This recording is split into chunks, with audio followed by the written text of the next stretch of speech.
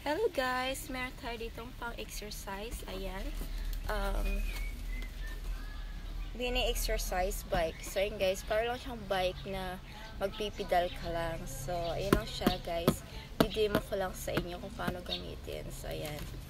So, ito na siya guys. Ayan. Meron siya ditong kala ko ang tawag dyan. Ayan. Meron siya ditong numbers kung gaano ka bilis siguro yung para magpedal. So, try natin guys. So, try natin. Hindi ko alam kung kailangan mong nakaupo or naka-ganito. Para ka lang guys nagpipedal. How it is? Wait a minute. So, ganito lang siya guys. Yan. Ganyan lang siya guys. So, magkakaroon ng muscle yung legs mo. Ayan. So, later siguro, bike na lang. Ayan. So, ganyan lang siya, guys. So, ganyan siya. Ayan. So, pili ko kailangan nakaupo ka. So, try natin siya, guys. Na nakaupo. See, try natin. Pag nakaupo tayo, kung more effective. So let's try it.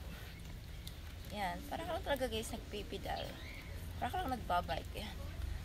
1, 2, 3, 4, 5. Ayan. So yan lang siya guys. Siguro pagkakaroon ka ng muscle sa legs. Ayan. Tapos guys, makikita nito yung mga numbers. Ayan. Yung calories, times, tapos scan. So meron siyang ganyan. Ayan. So, ganyan lang siya guys. Ayan. So, sige magkakamuscle yung legs mo. Para ka nagbabike. Ganyan.